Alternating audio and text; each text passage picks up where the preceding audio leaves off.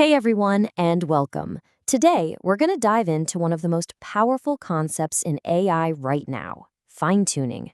We're going to break down how you can take a generic, off-the-shelf large language model and transform it into something truly special, your company's own unique proprietary genius. I mean, think about it, right? The base models we all have access to are incredible, but they're basically commodities. Anyone can use them.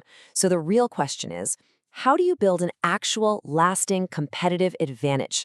How do you make an AI that gets your business, your customers, and your data in a way nobody else's can? And that is the jump we're going to explore today. So, what we're going to do here is lay out a map of the exact techniques you can use to customize these amazing models.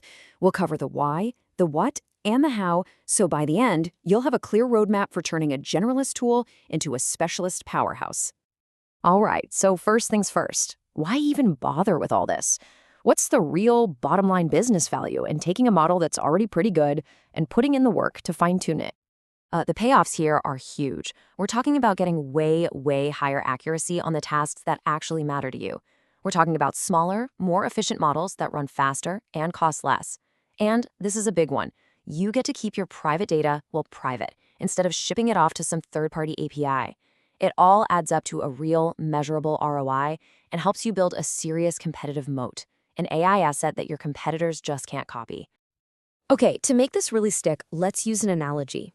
Think of a base LLM like a suit you just grab off the rack. Sure, it works, it covers you, but it doesn't quite fit right.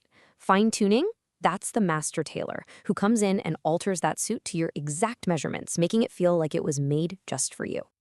All right, so if you're sold on the why, let's get into the how.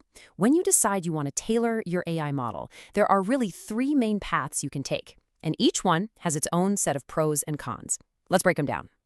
First up, you've got what's called full fine-tuning. This is the whole shebang. It's like commissioning a completely bespoke suit made from scratch. You take the entire model, every single one of its billions of parameters, and you retrain them all on your own data.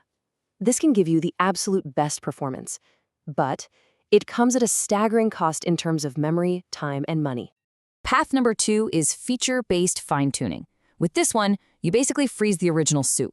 You don't touch it.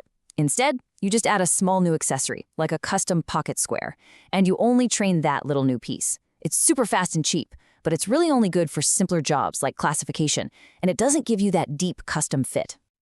And that brings us to our third option, which is, honestly, it's a total game changer. It's called parameter efficient fine-tuning, or PEFT for short.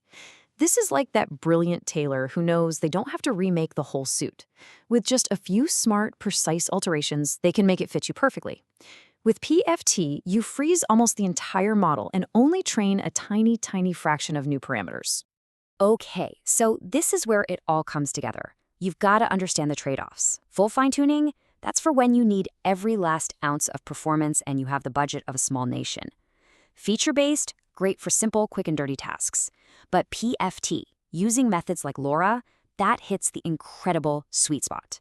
You get almost the same performance as full fine-tuning, but at a fraction of the cost.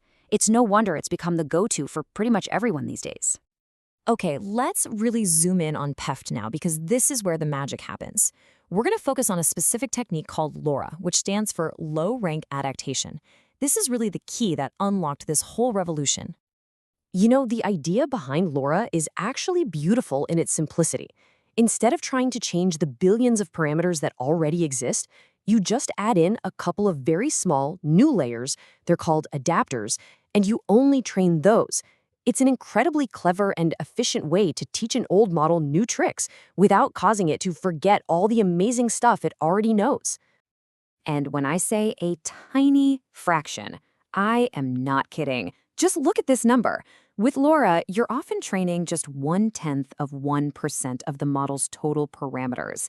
That is just an insane level of efficiency. So what's actually happening under the hood? Well, conceptually, it's just 4 simple steps. 1, you lock down that massive pre-trained model. Its weights are frozen.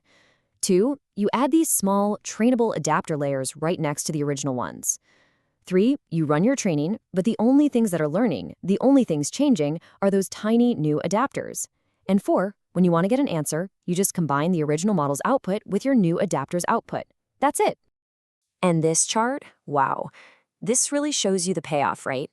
On the left, that giant bar is the colossal amount of memory you'd need for full fine-tuning. And on the right, that little sliver is what you need with LoRA. This isn't just a small step up, it's a complete paradigm shift. It democratizes fine-tuning. And if you want the real knockout punch, look at these numbers. When you combine LoRA with another trick called quantization, you get something called QLoRA. And with it, you can take a massive 65 billion parameter model that would normally need a mind-boggling 780 gigabytes of memory, and you can fine-tune it with just 48 gigs. That is an absolutely incredible reduction, and it's what lets people train these giant models on a single GPU you can actually buy. Okay, so we've got the methods down. We know the what, but how do we actually teach the model what we want it to learn? How do we shape its behavior to align with what we actually need it to do? That's the next piece of the puzzle. For a while, the big name in the game was reinforcement learning from human feedback, or RLHF.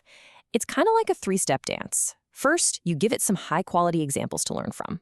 Then, and this is a tricky part, you train a whole separate reward model by having humans sit there and rank which AI answers they like better. And finally, you use that reward model to gently nudge the main AI toward giving better answers. The thing is, RLHF, it's complicated. It can be unstable and a real headache to get right. And that's why you're seeing the whole field sprint towards newer, simpler methods. The hottest one right now is direct preference optimization, or DPO. As you can see here, DPO just cuts out the middleman. It gets rid of that separate reward model entirely, making the whole process more stable, more efficient, and just a more direct way to teach the AI what you want. It's quickly becoming the new gold standard.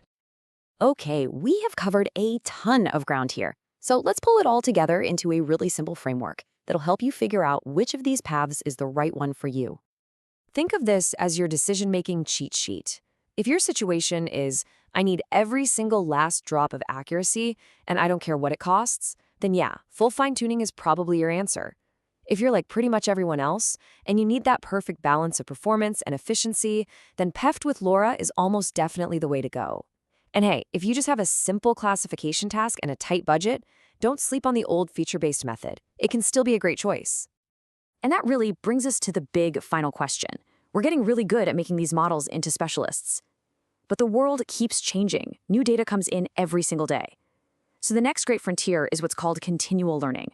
How do we keep our expert models up to date with new information without them catastrophically forgetting all the valuable skills we just spent so much time teaching them?